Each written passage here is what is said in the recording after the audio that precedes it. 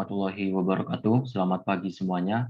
Terima kasih atas kesempatannya. Di sini nama saya Muhammad Haikal sebagai asisten mahasiswa dari mata kuliah akuntansi biaya untuk jurusan manajemen.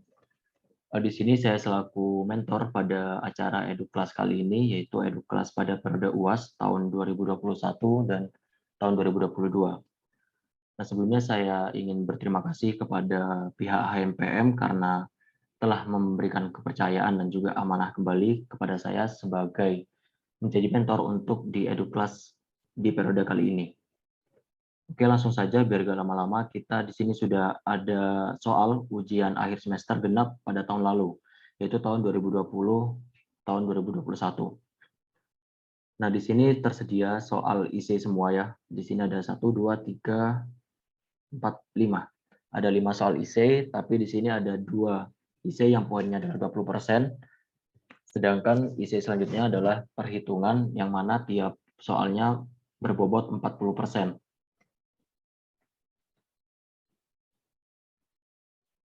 Nah, untuk yang kedua di sini ada 2 soal, jadi rekan-rekan bebas memilih antara kedua soal tersebut. Oke, di sini sebelum kita masuk ke perhitungan, di sini saya ingin menjelaskan sedikit mengenai soal esai, di mana poinnya di sini cukup sedikit ya 20%, cuman rekan-rekan harus pahami karena di sini merupakan soal teori. Jadi yang pertama di sini ada biaya tentang biaya relevan. Kalau rekan-rekan ingat bahwa biaya relevan itu berada di bab ke-13, yaitu di bab pengambilan keputusan taktis. Di sini yang pertama soalnya adalah biaya relevan merupakan biaya masa depan dan berbeda antar alternatif. Jelaskan dengan ringkas maksudnya dan berikan contohnya. Jadi di soal ini lebih apa itu definisi dari biaya relevan dan mengapa definisi tersebut bisa terjadi dan apa contoh dari biaya relevan. Oke, jadi untuk soal seperti ini rekan-rekan bisa menjawab dengan singkat ya bahwa biaya relevan itu merupakan biaya dan juga manfaat yang berkaitan dengan setiap alternatif yang layak, di mana biaya tersebut harus memiliki 2 kriteria. Yang pertama adalah merupakan biaya masa depan, dan yang kedua adalah besarannya harus berbeda di antara alternatif.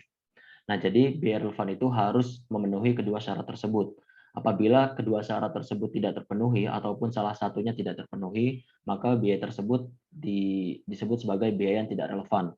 Dan biaya tersebut tidak akan kita lanjutkan sebagai perhitungan dari keputusan taktis. Kemudian kita lanjut ke contohnya. Jadi untuk contoh biaya relevan itu merupakan seluruh biaya yang bersifat masa depan dan berbeda di antar alternatifnya. Contohnya seperti apa? Contohnya seperti bahan baku langsung, TKL, serta BOP variabel. Itu semua merupakan biaya masa depan dan satuannya atau besarannya di setiap alternatif akan berbeda. Di sini rekan-rekan juga bisa memberikan contoh biaya yang tidak relevan, yaitu salah satunya adalah biaya penyusutan karena merupakan biaya masa lalu dan juga biaya BOP tetap atau BOP tetap umum. Itu merupakan biaya masa depan, tetapi itu merupakan biaya yang satuannya akan tetap sama di antar alternatif. Oleh karena itu, biaya tersebut merupakan biaya tidak relevan. Oke, untuk di soal nomor 1 cukup itu jawabannya. Kemudian kita lanjut ke soal nomor 2. Di sini terdapat soal misalnya adalah seorang produsen baju muslim skala kecil dan berencana mulai produksi baju muslim anak-anak. Sebagaimana tren saat ini, harga baju anak-anak adalah antara 50.000 hingga 100.000. Uraikan apa yang perlu Anda lakukan dalam kajian akuntansi biaya untuk mewujudkan rencana penjualan tersebut. Nah, di sini sudah menyinggung mengenai harga harga baju anak-anak, maka kita berpatokan pada teori di minggu ke-14 yaitu mengenai penentuan harga jual produk dan juga harga transfer. Nah, karena di sini lebih ke harga produk, jadi untuk menjawab soal nomor 2, ini bisa rekan-rekan hubungkan kepada penetapan harga jual, di mana beberapa hal penting harus rekan-rekan perhatikan dalam menetapkan harga jual sebagai bagian dari manajemen harga, yaitu bisa dari strategi pemasaran yang dijalankan oleh perusahaan, kemudian yang kedua ada kualitas dan juga inovasi produk, kemudian yang ketiga adalah berdasarkan harga pesaing, dan yang keempat adalah ketersediaan serta jumlah harga dari produk pengganti. Nah, jika di soal ini sudah diketahui harganya atau dipatok ya harganya yaitu 50.000 hingga 100.000 dan kita ditanya apa yang akan kita lakukan agar mewujudkan rencana penjualan dengan harga tersebut. Nah, sesuai dengan metode penentuan harga jual yang sudah kita pelajari di bab sebelumnya, Ini metode harga jual ada 3 metode, yaitu metode maksimalisasi laba, yang kedua metode penetapan harga berdasarkan biaya, dan yang ketiga adalah metode penetapan biaya dan juga harga target. Nah, untuk soal ini yang paling cocok kita gunakan metode yang ketiga, yaitu metode penetapan biaya dan juga harga target. Kenapa? Karena di nomor 2 ini harganya sudah diketahui. Nah, oleh karena itu untuk merencanakan penjualan agar terrealisasi dengan harga tersebut, kita harus merumuskan berapa biaya maksimal yang harus kita keluarkan dalam satu produknya.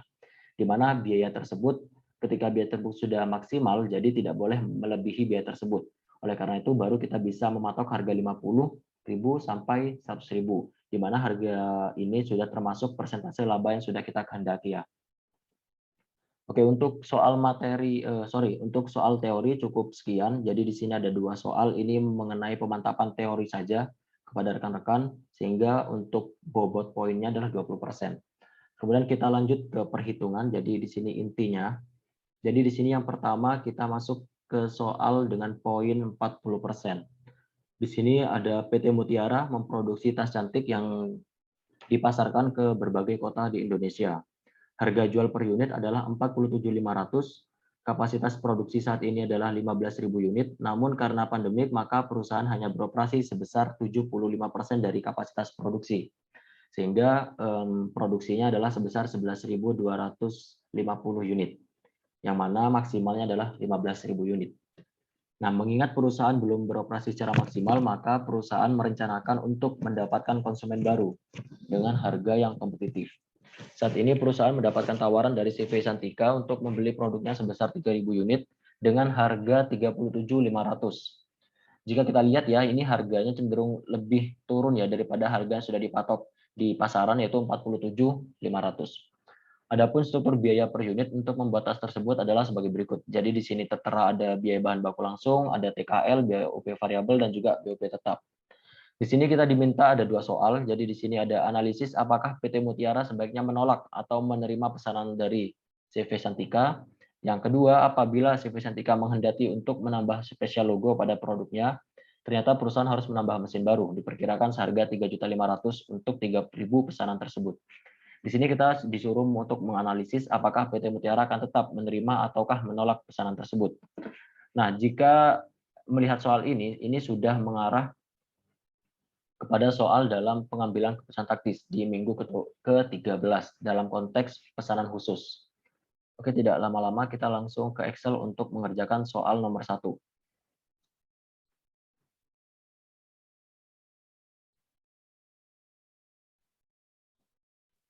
Baik, di sini karena sudah diketahui ya bahwa ini mengarah ke materi pada minggu ke-13, yaitu mengenai pengambilan keputusan taktis, di mana ini menggunakan konsep pesanan khusus. Jadi yang pertama di sini kita seperti biasa menggunakan 6 langkah. Yang pertama adalah langkah 1, mendefinisikan masalah. Nah, di sini untuk mendefinisikan masalah, kita hanya meringkas saja soal. Jadi di sini kita lebih untuk meringkas masalah apa yang terjadi sehingga akan munculnya beberapa alternatif. Jadi di definisi masalah di sini rekan-rekan dapat mengisi dengan karena pandemik, PT Berjaya hanya menjual 70% dari kapasitas produksi dan memiliki kapasitas menganggur 3.750 unit dan mendapatkan tawaran pesanan khusus dari CV Santika yang ingin membeli produknya sebesar 3.000 unit dengan harga di bawah pasar sekaligus memanfaatkan kapasitas menganggur tersebut. Kemudian kita masuk ke langkah kedua, yaitu mengidentifikasi setiap alternatif. Jadi di sini karena konsepnya sudah mengenai pesanan khusus, oleh karena itu alternatifnya ada 2. Yang pertama adalah menerima pesanan khusus CV Santika, yang kedua adalah menolak pesanan khusus dari CV Santika. Nah, kemudian di langkah ketiga kita langsung mengidentifikasi biaya yang berkaitan dengan setiap alternatif. Jadi di sini kita input semua biayanya, kemudian kita tentukan mana biaya yang relevan, mana yang tidak relevan. Jadi di sini di soal sudah diberikan data biaya, ada biaya BBL, kemudian TKL, BOP variabel, BOP tetap, dan juga harga jual. Sorry, ini harga jual tas. Nah, di sini BBL-nya adalah 12.000. Jadi di alternatif pertama ya, jika kita menerima pesanan khusus dari CV Santika, maka kita akan mengeluarkan biaya-biaya ini. Ada yang pertama adalah biaya BBL yaitu 12.000, biaya TKL 14.500 dan seterusnya. Nah, kemudian kita tentukan mana yang relevan, mana yang tidak relevan. Nah, untuk biaya BBL ini merupakan biaya masa depan dan juga biaya yang besarannya akan berbeda di setiap alternatif. Dan sedangkan untuk yang tidak relevan di sini adalah BOP tetap. Alasannya kenapa? BOP tetap ini masuk ke biaya masa depan, tetapi untuk besarannya akan sama. Jadi maksudnya meskipun PT Berjaya ini menolak pesanan khusus dari CV Santika, BOP tetap ini akan tetap dikeluarkan oleh PT Berjaya. Karena ini merupakan BOP tetap, jadi tidak dipengaruhi oleh unit yang diproduksi. Oke, kemudian kita memasukkan mengidentifikasi biaya di alternatif kedua, yaitu ketika kita menolak pesanan khusus tersebut. Nah, kalau kita menolak, logikanya kita tidak akan muncul kegiatan produksi dari pesanan khusus tersebut, sehingga biayanya adalah kosong ya. Jadi tidak ada biaya yang timbul jika kita menolak pesanan khusus tersebut. Nah, kemudian setelah kita menentukan mana biaya yang relevan dan juga mana yang tidak relevan, kemudian kita lanjut ke langkah keempat dengan meneruskan biaya-biaya yang relevan tadi. Nah, di langkah keempat ini kita menghitung biaya totalnya, jadi di BBL ini adalah 12.000. Kemudian di sini PT Santika ini akan memesan produk sebanyak 3.000 unit. Jadi BBL-nya langsung dikali 3.000. Begitu juga dengan TKL, BOP variabel, dan juga penjualan. Jadi penjualan ini harganya itu 37.500 dikali dengan 3.000. Kemudian kita menghitung apakah terjadi laba atau rugi dengan rumus yang basic ya. Jadi tinggal penjualan ini kita kurangi dengan semua biaya dan dihasilkan adalah laba sebesar 10.500.000. Sehingga dengan angka ini terjadi laba, kita bisa membuat sebuah keputusan awal, yaitu menerima pesanan khusus dari CV Santika karena akan mendapat laba sebesar 10.500.000 atau laba sebesar 3.500 per unitnya. Nah, kemudian kita masuk ke langkah kelima, yaitu menentukan nilai-nilai faktor kualitatif. Nah, di sini kualitatifnya adalah karena pandemik ya. Jadi di sini karena pandemik sehingga PT Mutiara ini memiliki kapasitas yang menganggur sebesar 3.250. Dan dari kapasitas penganggur tersebut, PT Mutiara dapat memanfaatkan karena mendapatkan pesanan khusus dari CV Santika sebesar 3.000 unit, di mana 3.000 unit ini masih dalam rentang kapasitas produksi yang sedang kosong. Nah, oleh karena itu, dengan nilai faktor kualitatif ini bisa kita jadikan pertimbangan untuk membuat keputusan akhir di langkah ke-6. Sehingga keputusan akhirnya adalah menerima pesanan khusus tersebut karena akan mendapatkan laba sebesar 10.500.000 atau laba sebesar 3.500 per unit, serta jumlah pesanan khusus masih dalam rentang kapasitas produksi yang sedang menganggur atau yang sedang kosong. Jadi untuk poin A sudah kita jawab, kemudian kita baca yang poin B. Jadi di poin B ini apabila CV Santika menghendaki untuk menambahkan spesial logo pada produknya, ternyata perusahaan akan harus menambahkan mesin baru, diperkirakan harganya 3.500.000 untuk 3.000 pesanan. Kemudian kita disuruh menganalisis ulang apakah dengan terjadinya penambahan biaya mesin ini PT Mutiara akan tetap menerima pesanan tersebut atau menolak. Jadi untuk yang B ini bisa rekan-rekan kopas aja langkah 1, langkah 2, kemudian rekan-rekan langsung lanjut ke langkah ketiga. Di mana di langkah ketiga kita ketambahan satu biaya untuk di alternatif pertama, yaitu biaya cetak logo. Nah, di mana biaya cetak logo ini merupakan meskipun biaya tetap, tetapi ini merupakan biaya tetap langsung. Kenapa tetap langsung? Karena biaya tetap logo cetak logo ini akan dikeluarkan biayanya apabila PT Mutiara ini menerima pesanan tersebut, apabila memproduksi pesanan tersebut. Nah, apabila di alternatif kedua PT Mutiara ini menolak, PT Berjaya ini menolak, PT Mutiara ini menolak, itu tidak akan timbul biaya. Jadi logikanya kan, sorry. Jadi logikanya untuk di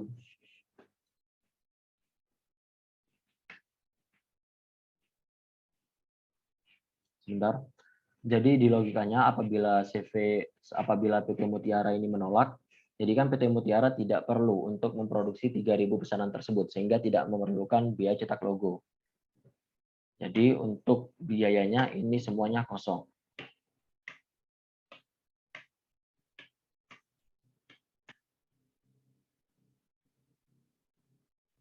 PT Mutiara ya.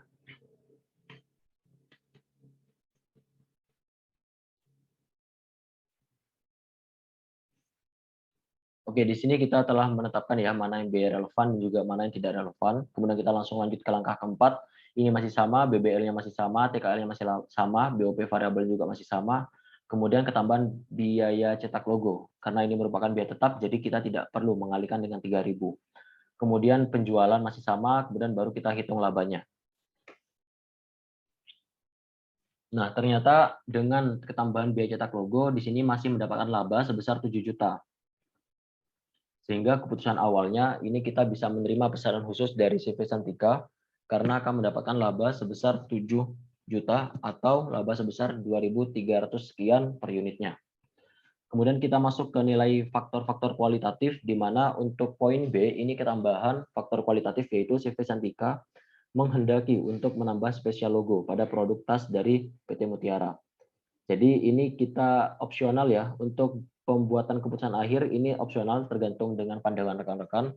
Rekan-rekan bisa menolak ataupun menerima, asalkan dengan alasan yang dapat dipertanggungjawabkan. Di sini aku contohin contoh jika kita menolak atau menerima. Jadi yang pertama di sini kita bisa menolak dengan alasan karena penambahan logo spesial tersebut yang berasal dari luar brand PT Mutiara dapat merusak pasar dari PT Mutiara. Nah, kenapa di sini bisa merusak pasar? Karena jika biasanya sebelumnya PT Mutiara ini menjual tas hanya dengan logo brand dari PT Mutiara, apabila nanti ada produk sama, produk dari PT Mutiara tapi ketambahan logo dari brand lain, itu mungkin bisa membuat konsumen dari PT Mutiara ini beralih ke produk baru karena merasa PT Mutiara ini tidak konsisten dalam membuat produk. Kemudian bisa kita juga menerima dengan alasan karena akan mendapatkan laba sebesar 7 juta. Jadi daripada kita tidak mendapatkan laba sama sekali, ini kita bisa menjadikan alasan agar kita menerima pesanan tersebut. Dengan syarat, logo spesial tersebut bukanlah merupakan logo dari brand CV Santika atau brand di luar PT Mutiara. Jadi logo tersebut hanya logo biasa, jadi bukan logo brand, sehingga dengan logo yang bukan brand itu tidak dapat merusak pasar yang sudah dimiliki oleh PT Mutiara. Jadi di sini sudah terlihat ya bedanya untuk soal A sama B. Jadi hanya ketambahan di biaya cetak logo, di mana ini akan mempengaruhi faktor kualitatif dan juga labanya, dan akan mempengaruhi pembuatan keputusan akhir dari rekan-rekan. Baik, kita lanjut ke soal berikutnya, yaitu soal nomor 2. Nah, di soal nomor 2 ini kita disuruh memilih ya, sebenarnya pilihlah salah satu soal di bawah ini. Jadi di sini poinnya adalah 30%. Nah, jadi di sini aku coba jawab semua soal. Jadi di sini ada 2 pilihan soal, nanti aku coba jawab satu-satu. Jadi yang pertama kita menjawab soal yang pertama terlebih dahulu. Jadi di sini ada PT Cookies yang memproduksi beraneka ragam cookies dengan harga per boxnya 75.000. Adapun biaya variabel per box adalah berikut. Seperti di soal sudah diketahui, seperti pinit, sugar, butter, labor, dan juga packaging, serta sales commission. Nah, kemudian di sini tinggal rekan-rekan input saja, unit jualnya juga diinput ya. Biaya overhead tetap adalah 35 juta, di sini diinput jangan lupa. Kemudian biaya tetap penjualan sebesar 12.500.000, di sini juga diinput. PT Cookies menjual 40.000 box tahun lalu. Jadi di input ya, unit jualnya adalah 40.000 dengan harga 75.000. Apabila perusahaan ingin meningkatkan penjualan hingga 50.000 box, maka alternatifnya adalah sebagai berikut. Jadi di sini disediakan 3 alternatif. Jika kita lihat bentukan soal ini sudah mengarah ke materi di minggu ke-12 mengenai analisis volume biaya laba pada bagian what if analyze. Jadi di what if analyze ini akan rekan-rekan dihadapi oleh beberapa alternatif. Jadi di sini rekan-rekan akan disuruh menghitung kira-kira di ketiga alternatif ini, alternatif mana yang akan menghasilkan laba yang paling maksimal. Nah, di sini di soal ini terjadi atau diberikan 3 alternatif ini agar perusahaan itu dapat meningkatkan penjualan hingga 50.000 box, yang sebelumnya adalah 40.000 box. Jadi diestimasikan akan menambah penjualan sebesar 10.000 box apabila melakukan di antara ketiga alternatif ini. Oleh karena itu tugas kita akan menghitung satu persatu ketiga alternatif ini dan menghitung alternatif yang mana yang akan menghasilkan laba bersih paling maksimal atau paling optimal. Nah, di sini kita langsung hitung saja dari alternatif yang pertama. Jadi alternatif pertama di sini kita memberikan diskon penjualan sebesar 10%. Jadi di sini sudah mencakup harga ya. Jadi untuk diskon ini berarti yang berubah adalah harganya. Oke, jadi harganya yang sebelumnya adalah 75.000. Di sini karena mendapat diskon 10%, jadi kita langsung aja kalikan dengan 90% atau 100% dikurangi 10%. Kemudian untuk kinya atau unit yang terjual adalah 50.000 karena sesuai estimasi ya. Jadi alternatif ini ada karena diestimasikan penjualan meningkat menjadi 50.000. Kemudian ini ada VC, VC-nya ini penjumlahan di biaya variabel ini masih sama. Sehingga untuk variabel per unitnya, variabel cost per unitnya adalah 56.500. Oke, setelah itu baru kita susun laporan laba ruginya. Oh iya, sebelum kita menyusun alternatif, ini tolong rekan-rekan juga susun ya laba rugi dari penjualan tahun lalu, dari penjualan 40.000 ini. Jadi untuk apa? Untuk kita jadikan perbandingan antara laba bersihnya. Jadi apabila unit jualnya itu 40.000 dengan harga 75.000 dan biaya-biaya sudah diketahui di soal, itu bisa kita rumuskan laporan laba ruginya, penjualannya 3M, kemudian total variabel, margin kontribusi, sehingga laba bersihnya adalah 692.500.000. Ini kita jadiin acuan nanti untuk membandingkan laba bersih dari setiap alternatif. Oke, di sini kita lanjut ke alternatif yang pertama. Di sini kita bisa merumuskan laporan laba ruginya, jadi penjualan. Di sini angka penjualannya akan berbeda ya dari sebelum alternatif karena di sini sudah mencakup harga. Jadi 57.500 dikali dengan 50.000, kemudian total variabelnya 56.500 dikali dengan 50.000 yaitu unit terjual, kemudian margin kontribusi tinggal dikurangin. Kemudian biaya tetap masih sama seperti di soal, sehingga laba bersihnya adalah 502.500.000. Kemudian kita beralih ke alternatif kedua. Di sini alternatif kedua adalah berdasarkan soal menambah komisi penjualan menjadi 2.500 per box. Jadi di sini harganya karena di sini tidak menyinggung ya, tidak menyinggung harga, sehingga harganya tetap dengan harga awal yaitu 75.000. Untuk Q-nya unit jualnya masih sama itu 50.000. Nah, kita ketambahan komisi yaitu 2.500 per box. Jadi yang sebelumnya komisinya di sini adalah 1.500, di sini komisinya bertambah menjadi 2.500. Sehingga di sini akan mempengaruhi variable cost untuk per unitnya. Jadi untuk menghitung variable cost, rekan-rekan tinggal menjumlahkan saja variable cost kecuali sales commission, karena sales commissionnya akan kita rubah menjadi 2.500. Sehingga semua variable cost minus sales commissionnya, kemudian kita tambahkan dengan komisi yang baru, yaitu 2.500. Sehingga variable cost-nya yang sebelumnya 56.500 menjadi 57.500. Kemudian kita langsung rumuskan ke laba ruginya, yaitu di yang pertama di penjualan masih sama, P kali Q. Kemudian di variable cost, totalnya di sini berarti unit yang terjual dikali dengan variable cost per unit, yaitu 50.000 dikali dengan 57.500. Jadi komisinya sudah ada di variable cost, sehingga variable cost-nya akan meningkat. Kemudian margin kontribusinya tinggal dikurangi, untuk biaya tetapnya masih sama, sehingga dihasilkan laba bersih sebesar 827.500.000. Nah, jika kita bandingkan ya di antara dua alternatif ini, ternyata di alternatif pertama malah terjadi penurunan laba daripada laba sebelum alternatif, yaitu dari 500 sekian, sedangkan di alternatif ini sebelum alternatif ini 692 juta. Nah, jika kita bandingkan di alternatif kedua, di sini terjadi peningkatan laba yang awalnya itu 692 juta, di sini menjadi 827 juta rupiah. Tetapi meskipun di sini sudah meningkat ya, tapi rekan-rekan juga wajib menghitung alternatif selanjutnya. Karena di sini konsepnya kita menentukan laba bersih yang paling maksimal. Jadi tidak menutup kemungkinan di alternatif yang C itu akan menghasilkan laba yang lebih tinggi. Oke, kita hitung yang C. Jadi yang C ini menambah biaya promosi sebesar 20 juta rupiah. Jadi alternatif C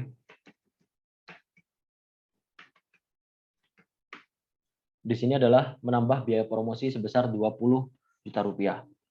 Sehingga di sini biaya promosi ini merupakan biaya tetap, sehingga untuk harga masih sama dengan yang awal 75 juta, Q-nya masih sama 50.000, P-nya adalah harganya adalah 75.000, kemudian unit yang terjual adalah 50.000 unit, kemudian biaya promosi, ketambahan biaya promosi 20 juta, sedangkan untuk variable cost ini kita menggunakan variable cost yang awal ya, jangan sampai keliru menggunakan variable cost yang kedua.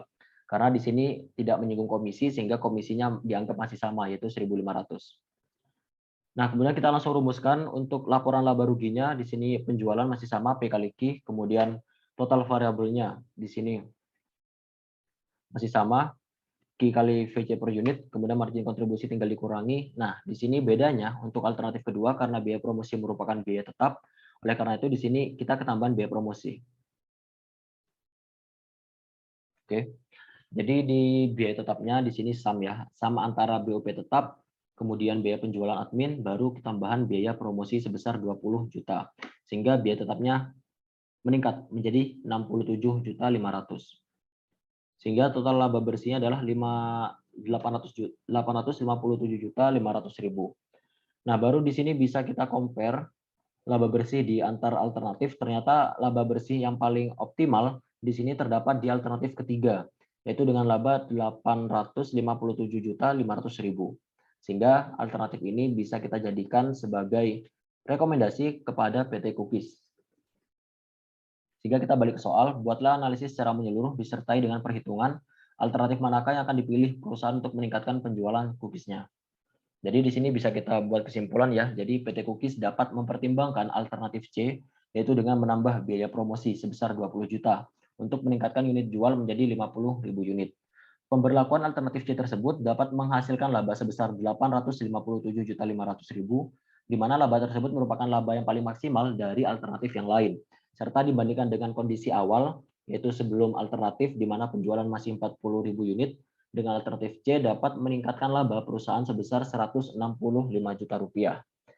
Oke, jadi untuk soal nomor 2 di pilihan pertama, rekan-rekan bisa jawab seperti ini. Jadi jangan lupa kesimpulannya, karena ini merupakan bagian yang paling penting. Baik, kemudian kita langsung lanjut ke soal nomor 2 di pilihan kedua. Jadi di pilihan kedua kita baca terlebih dahulu soalnya.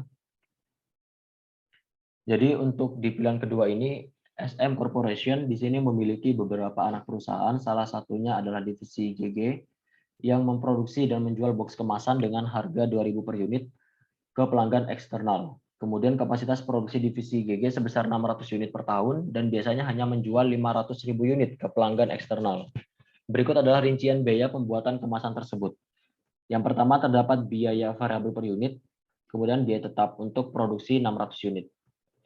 Nah, kemudian SM Corporation baru saja membeli divisi JJ, di sini divisi baru, yang memproduksi kue. Divisi ini membeli box kemasan dari pemasok eksternal sebanyak 100.000 unit dalam setahun dengan harga 1.800 per unitnya. Nah, kemudian ada dua pertanyaan. Jadi yang pertama, berdasarkan data di atas, berapakah minimal dan maksimal harga transfer bagi kedua anak perusahaan SPSM Corporation tersebut jika digunakan market-based transfer pricing? Kemudian yang kedua, jika Anda adalah pimpinan divisi JG, bagaimana penilaian Anda jika divisi JJ ini memberikan penawaran harga sebesar 1.500 per unitnya? Apakah harga transfer dapat disepakati? Kemudian kita disuruh menunjukkan perhitungan dan memberikan rekomendasi serta alasan apakah kita menolak atau menerima tawaran dari JJ tersebut. Nah, sehingga dari bentukan soal ini kita sudah masuk ke materi minggu ke-14 mengenai penentuan harga jual produk dan harga transfer. Di mana kita di sini merupakan teori di harga transfer pada metode berdasarkan harga pasar.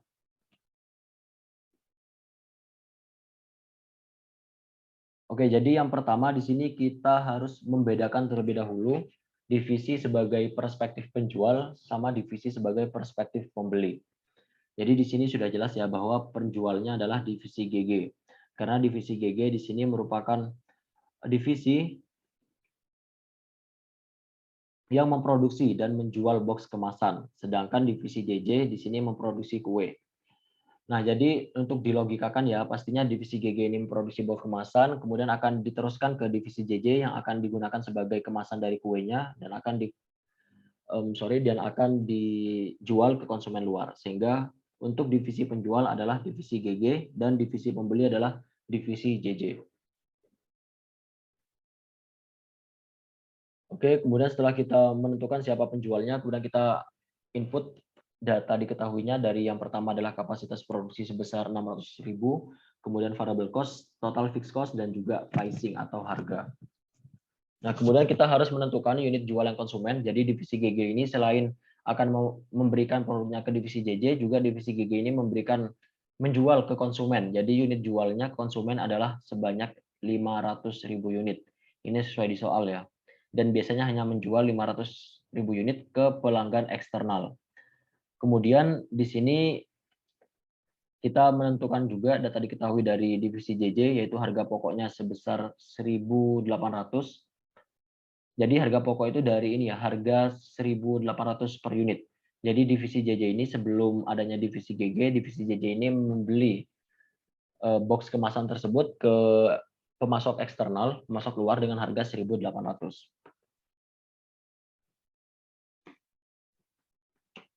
Kemudian untuk unit jualnya adalah 100.000. Sehingga divisi JJ ini membutuhkan 100.000 box kemasan. Sehingga secara agak langsung ini akan menjadi unit transfer dari divisi GG ke divisi JJ sebesar 100.000 unit. Jadi asalnya 100.000 ini dari unit jual dari divisi JJ. Oke, setelah kita menentukan semuanya, baru kita menentukan kapasitas kosongnya sebelum kita masuk ke rumusnya. Jadi di sini kita tentukan terlebih dahulu kapasitas produksi yang kosong dari divisi GG. Caranya adalah dengan mengurangi antara kapasitas produksi, kemudian dikurangi dengan unit yang dijual ke konsumen. Sehingga di sini sudah dapat kita ketahui bahwa kapasitas kosongnya adalah 100.000. Kemudian setelah kita menentukan kapasitas kosong, baru kita menentukan hilangnya penjualan. Di sini hilangnya penjualan bisa rekan-rekan menggunakan rumus unit transfer dikurangi dengan kapasitas kosong yang sudah kita hitung tadi. Di sini unit transfernya adalah 100.000 dengan kapasitas kosong juga 100.000, sehingga hilangnya penjualannya adalah 0. Jadi maksudnya di sini divisi GG ini tidak harus menghilangkan penjualan ke konsumen luar. Karena apa? Karena untuk memenuhi transfer ke divisi JJ ini bisa menggunakan kapasitas kosongnya. Jadi kapasitas kosong ini masih memumpuni untuk menampung 100.000 unit kepada divisi JJ. Sehingga karena hilangnya penjualan ini kosong, jadi otomatis kontribusi margin hilangnya penjualan juga 0. Jadi bisa langsung kita input ke rumusnya. Jadi harga transfer di penjual ini lebih dari sama dengan dari variable cost, yaitu 1.200, plus CM hilangnya penjualan atau kontribusi hilangnya penjualan adalah 0 dibagi dengan key transfer, yaitu 100.000. Sehingga 0 dibagi 100.000 pasti 0 ya. Jadi HT-nya atau harga transfernya adalah lebih dari sama dengan 1.200. Jadi sebenarnya kalau tidak terjadi kehilangan penjualan, rekan-rekan cukup menjawab harga transfer penjual itu lebih dari sama dengan biaya variabel cost-nya, yaitu 1.200. Nah, setelah kita menentukan harga transfer penjual dari perspektif penjual, kita langsung lanjut menentukan harga transfer dari perspektif pembeli. Jadi untuk perspektif pembeli ini gampang saja menentukan harga transfernya. Jadi harga transfernya adalah kurang dari sama dengan HPP-nya. Jadi HPP-nya sudah diketahui di soal yaitu sebesar 1.800. Jadi harga transfer dari divisi JJ ini harus kurang dari sama dengan Rp1.800. Nah, sehingga kita sudah menentukan ya harga transfer dari perspektif penjual yaitu lebih dari sama dengan 1.200 dan dari perspektif pembeli yaitu kurang dari sama dengan 1.800.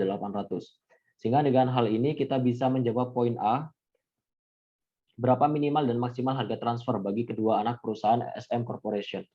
Jadi kesimpulannya, harga transfer yang dapat diterima oleh kedua divisi tersebut ada di rentang harga 1.200 sebagai harga minimal sampai dengan 1.800 sebagai harga maksimal. Sehingga jangkauan harga tersebut dapat dituliskan sebagai format rentang seperti ini. Jadi rekan-rekan bisa tuliskan seperti ini ya. Jadi 1.200 kurang dari sama dengan dari harga transfer, di mana harga transfernya kurang dari sama dengan 1.800. Ini sudah memenuhi untuk jawaban poin A. Sedangkan untuk poin B, di sini jika Anda adalah pimpinan divisi GG, bagaimana penilaian Anda jika divisi JJ memberikan penawaran harga sebesar 1.500? Apakah harga transfer tersebut dapat disepakati?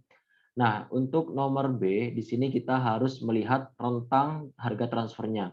Di sini kan yang ditawarkan adalah sebesar 1.500.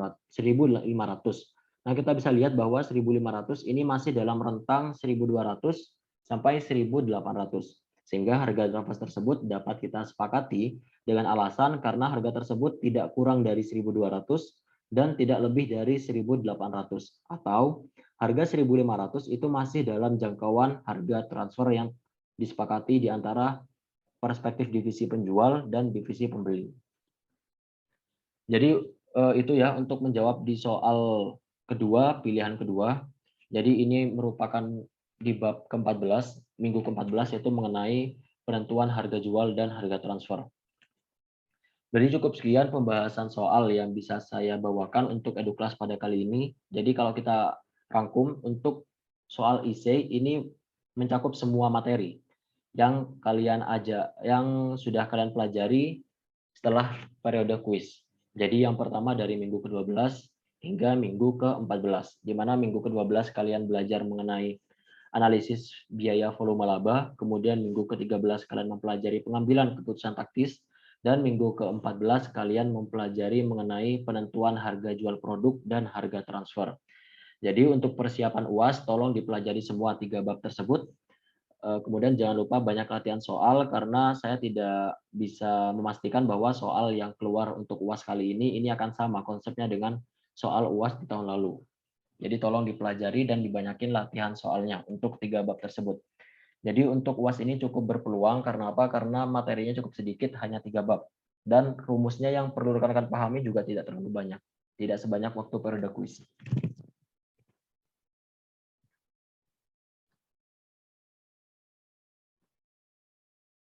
Baik, cukup sekian penjelasan dan juga pembawaan materi dari saya. Kurang lebihnya saya mohon maaf apabila ada kekeliruan dalam ucapan dan juga dalam pengajaran, mohon dimaafkan dan juga dimaklumi karena kita di sini juga sama-sama belajar. Di sini saya juga sama-sama berproses sama seperti rekan-rekan. Di sini saya hanya menyalurkan ilmu yang bisa saya sampaikan kepada rekan-rekan. Sekali lagi saya sampaikan terima kasih kepada HMPM karena telah dipercayakan untuk kembali menjadi mentor untuk Eduklas pada periode UAS tahun 2021-2022.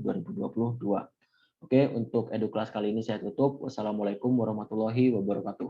Good luck untuk UASnya semuanya.